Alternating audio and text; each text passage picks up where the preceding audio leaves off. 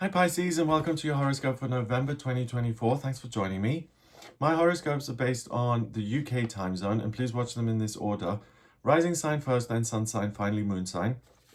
So what I'm going to do in this horoscope is break down November into 4 weeks, and I'll look at how the moon moves through your chart, so you get an idea of what areas you'll be supported in and when.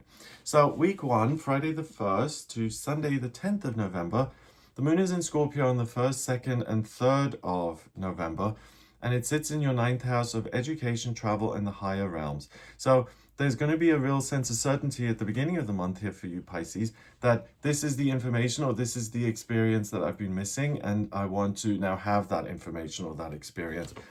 That certainty is going to be strongest on the 1st of November. We have a new moon in Scorpio, so I've made a separate video on that. But for you guys specifically, the certainty and the ability to uncover hidden secrets is, in your case, what's missing, what needs to be implemented in order for you to make progress. So whether it's the information by another person or researching it yourself, or casting your mind back on your own experience and how you overcame difficulties in the past, it's the first 3 days are about getting the missing piece of the puzzle so that things click into place and make more sense. On the 2nd of November, we've got Mercury, the communication planet. That moves out of Scorpio in your 9th house, and it moves into Sagittarius in your 10th house. So that's really, really good news as far as your work is concerned, your career. You'll start to notice that things really pick up, and that things which are quite a lot of work and that take you a long time, you can get accomplished much quicker than usual. On the 4th and 5th of November, the moon joins Mercury in Sagittarius in your 10th house. And the moon is your heart and what feels like home, right? So the whole of the beginning of the month, the 1st through to the 5th, you'll really be able to make a lot of progress as far as your direction is concerned in like the long game, but also in what you can accomplish in your working life and what you can kind of clear off your to-do list. On the 4th of November, we have Mars leaving Cancer in your 5th house of what you love, where it supported you in taking care of other people. And it moves into Leo in your 6th house of daily routine and work and physical health and the structures of your life. And Mars is ambition and what you really care about. And in Leo, it's huge. It's like, I'm the boss, I say what goes, I'm passionate, I want things my way. And in that 6th house, and coupled with all the Sagittarius energy you've got in your 10th, the beginning of the month here for you is ideal to take charge of your working life and to rejig it so that you're moving in a direction that you actually want to go. But before that, even, it's having this sense of certainty of this is what I contribute, these are my skills and talents, and I want those to fit evenly in terms of what I'm doing. So to bring those back into balance. If you're a student or retired, it's really, what do I want to work on? What do I want to express? What progress do I want to make in what's important to me, right? On the 6th and 7th, the moon then goes into Capricorn, and it goes into your 11th house of hopes and dreams, and it's next to Pluto in Capricorn. And that says to me is, Pisces, pay attention to the things that you tried in the past that didn't work out. Leave those, don't try those again, let them go. And now focus on what you want to do in future, the thing that ideally you haven't done just yet, but that you're most excited about now, or that you can see taking you the furthest. So basically get clear on, again, what it is you want, and make sure that you're not moving in directions that you're not really interested in, and that you're just kind of wandering through life without having a concise idea of what it's for or why you're doing it, right? So the beginning of November here is you really get this microscopic lens on the top part of your life, which is really, what do I know? What do I still need to know? How can I implement that so it works for me and for other people, so I can realize my own hopes and dreams? The moon then goes into Aquarius on the 8th and 9th of November. And that is in your 12th house of spirituality and spiritual strength. And those 2 days, pay attention to your dreams, maybe journal when you wake up in the morning, but you'll get even more ideas coming in that could really help you improve your everyday experience, particularly How do I feel in terms of realizing my own hopes and dreams? What does work mean to me in my life? And what am I still learning? So it's really, you're lining things up to see what you've got already and what you still need to acquire in order to complete the picture here. So everything's clicking into place at the beginning of the month for you. On the 8th, that's when this is the most powerful. The moon is in its second quarter and it's waxing towards becoming a full moon. So this momentum is picking up and it's in Aquarius, right? So filling you with new ideas and unique things that no one else can tell you about, that where you kind of mentor yourself. So then on the 10th, the moon goes into Pisces and it's in your sign, so it's in your first house of self, and it sits on top of Saturn in Pisces. So by the 10th of November, I really think that you've got to the top of the mountain and you're like, oh, I know now how I can transcend my current self and to morph into the self I visualize myself being. So really, the moon in this first 10-day period pretty much goes through your fourth quadrant, which is about perfecting your current circumstances and reworking them so that they're an accurate reflection of who you are and where you're at in life now and where you'd like to go. So you're really the organizer. You're like the person who analyzes and perfects the map for the path forward. So you can really get your bearings, is what I'm saying, and that usually leaves most people with a feeling of security. And I've got the map here, so I feel good about where I'm going and I don't need to overthink things and feel stressed. Week 2, Monday to Sunday, the 11th to 17th of November, the moon is still in Pisces on the 11th and 12th.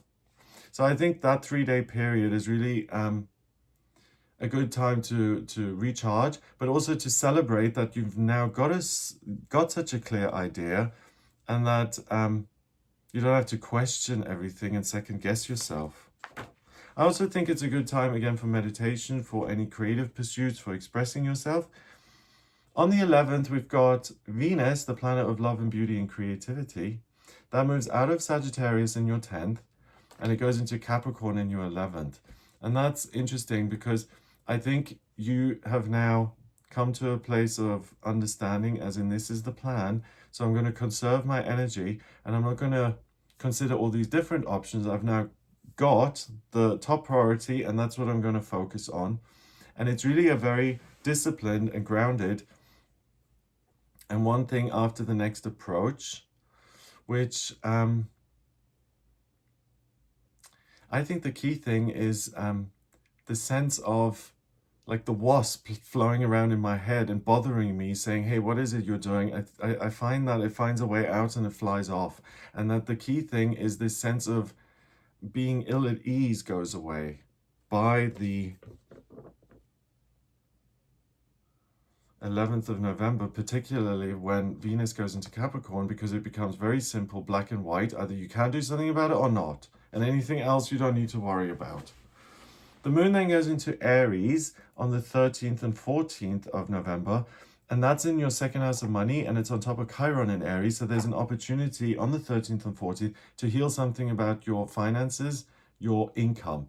So either, like for instance, if you have a financial agreement with someone, like by calling up the credit card company, you can arrange a better rate of interest, or you're able to pay off a bill or a mortgage, or some sort of monthly commitment is eased or is easier to deal with. I think the 13th and 14th, you'll get some good news about your finances that also take the pressure off.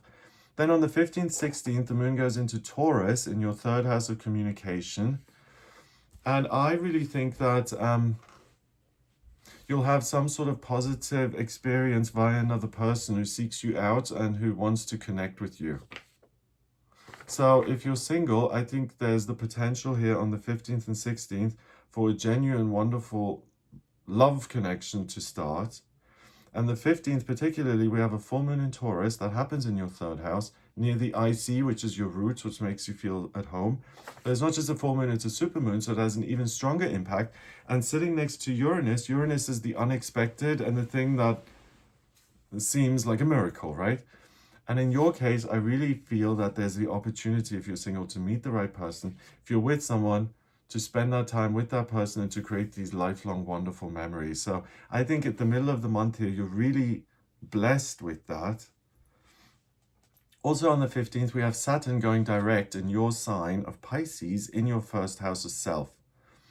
So you'll find now that things progress much more easily because you're not so in conflict with yourself and you've got a clarity of purpose and vision. And as long as you keep it simple and keep moving towards that, the inner angst is really, you get a respite from it in November, certainly, because you have a very clear view of what you're doing. On the 17th, the moon goes into Gemini and it goes into your fourth house of family, your roots, and is next to Jupiter, the lucky planet in Gemini. So the 17th is a fabulous day for you to spend time with your nearest and dearest, your family members, really, really close friends, your partner, your children. And also on the 17th, we have Uranus opposing the Sun. Uranus is the miraculous thing, right? And on the 17th, it's fully illuminated by the sun, and it's the one night of the year where you can see it best up in the sky. And to you, I think it again is this light that comes into your life, is this unexpected new connection with another person. I think it's likely to be a love connection. And again, that would be totally unexpected. So if you're kind of not looking, just be open and see what appears to you. It's something ultimately that makes you feel connected and like you've received some sort of gift or blessing. So in week 2, the moon goes through houses 1 to 4. So that's pretty much the first quadrant, houses 1, 2, 3. So this is really the second week is an opportunity to feel very certain about what comes next, taking the pressure off and then letting yourself be surprised in some sort of positive way as far as your relationships are concerned. Week 3, we've got Monday to Sunday, the 18th to 24th of November. The moon is still in Gemini on the 18th. So still good for family relationships, going home, decompressing, feeling like you belong. The moon then goes into Cancer on the 19th and 20th, and it goes into your 5th house of romance and love and children and romantic relationship. The moon rules Cancer, so it's very happy there, and it's really maternal and nurturing and loving. So the 19th and the 20th are also wonderful for a romantic connection and really allowing yourself to be taken care of by someone else. That's really the theme I'm picking up on you, Pisces, is that this month you don't need to direct everything yourself. By being present and being willing and open, I think you're going to receive a lot of good stuff via other people in circumstances that are unexpected. On the 19th as well, we have Pluto, the planet of transformation and change, that moves out of Capricorn, which is a long thing, right? It's been in Capricorn pretty much since 2008. I made a separate video on Pluto going into Aquarius in January this year. Have a look at that video and go into a lot of detail.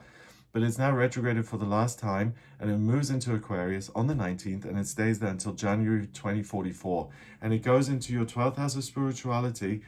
So you're going to find that your imagination, your connection to source, your creativity, your ability to see what other people can't see, and to get creative with your life and your circumstances, that kind of re-emerges. And it's not just about the struggle and paying the bills and grinding things that are boring. It's now really watching the rebirth of your own ideas and how you can implement those to make life easier, both financially in terms of I love what I'm doing. So you're being showered with gifts here in a sense. On the 21st and 22nd, the moon then goes into Leo, and it's in your 6th house of daily routine and work next to Mars. So again, the ability to take charge in your daily life, to make changes, to take control of stuff, to use your own strength and say, this is the way it's going to be, to redirect the way you're going and what you're engaged in. The 21st and 22nd are really empowering in that. But the 21st as well, the sun goes into Sagittarius, and it moves, surprise, surprise, into your 10th house of career. And Sagittarius is the centaur, fire, fire, fire. And really from the 21st, it's even more all systems go as far as your job is concerned or what you're working towards. And you have now a laser beam focus on this thing that you're trying to accomplish. And I would say there's no stopping you. So woe unto the person who tries to stand in your way or tells you can't do something, especially if your heart's set on it. There really is no stopping you. So just be aware of this towards the end of the month in this third week, that if you're contradicted in a way that you think is totally unwarranted, you may overreact and react in a way that's a little too strong. So just watch out for that if you want to keep everything and everyone happy. On the 22nd, the moon is in its fourth quarter. It's waning towards being a new moon on the 1st of the month of December. So I think if there is any conflict that's likely to come up, the worst of it will be over by the 22nd. And then on the 23rd and 24th, the moon goes into Virgo, and it's in your 7th house of relationships. So that's potentially, making the apologies the day after the big blow up and saying, oh, I didn't mean what I said. So you can avoid all of that by not going into the blow ups and being considerate in the first place. And in this third week, the moon covers your 5th house and it ends up in the 7th house. So it doesn't move very far. It touches the 5th, 6th, and 7th. So again, it's really what do I love in what I do, what I'm working on, and also who makes me feel the best as far as my relationships are concerned, and how can I make sure that that stays the same, or that I can formalize these connections, these relationships, and really take them seriously. Because you're asking the big question as what's this ultimately all about? What direction is this leading into? And you're going to be really clear on that. So having that clarity can then say, do you know what? I do want you to move in with me, or I do want to get engaged, or whatever it is. You have that kind of certainty that allows you then to take those kind of steps. Week 4, Monday to Saturday, the 25th to the 30th of November. Moon's in Virgo on the 25th. And on the 25th, the planet that rules Virgo, Mercury, the communication planet, that goes retrograde until the 15th of December. It's in your 10th house. So you may notice that things slow a little bit from the 25th to the 15th of December. And when it comes to your career now, this period, pay attention to anything that you send off, anything that's in writing. Make sure you just double check.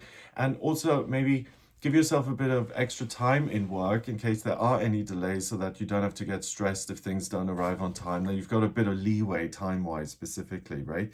On the 26th and 27th, the moon goes into Libra in your 8th house. And that's actually very good for making contact with any authorities or institutions in your life, the tax people, the government, probate, insurances, legal matters, negotiations. So anything where there's another person involved and you want to get it resolved, the 26th and 27th are the best days to pick up the phone and to make those calls, and then to get a positive response, timely response. On the 28th, 29th, and 30th, the moon goes into Scorpio, and that's in your 9th house where it was at the beginning. So 28-day cycle, right? So the moon's moved all the way around. And I really think that by the end of the month, you can really celebrate the fact that you fundamentally know what direction you're heading in, and there's no swaying you from that. And that as long as you keep going and keep doing what you're already doing and checking that everything's accurate and on point, you're really not going to have any problems this month or moving into December. So it's all the Pisces taking charge of their circumstances and really saying, this is what's going to happen. So you as kind of the pioneer, the boss, the leader. So in this last week, the moon goes from your 8th house and into your 9th. So this is really the 8th and 9th is reaching out to other people, organizations that exist in the public sphere, and really saying, this is the plan, this is where we're going, let's work on that together and get this resolved. So the end of the month is very satisfying for you working in groups or teams or working with people to get things closed off and done and dusted. So I hope that gives you an idea of what you'll be working with in November. I hope you have a wonderful time. If you'd like a personal reading with me, please get in touch via the website, gregoryscott.com. To draw up your birth chart, I need your place of birth, date of birth, and time of birth. Then I can analyze your chart in the same way. So your life purpose, career, best locations, what's coming up in future, finances, relationships, spiritual development, anything at all really. I think I've mentioned this already, but if you don't have the time of birth, there's a process called chart rectification where I can manually work it out based on events that you send me. So if you'd like me to do that, have a look at the website as well, gregoryscott.com. If you like this video, give it a thumbs up, please. Click subscribe for more videos in future. And if you like this video, please share it with someone you think may be interested so that the channel expands and grows. That would help me out and I'd be ever so grateful. Have a fabulous month and I'll speak to you soon.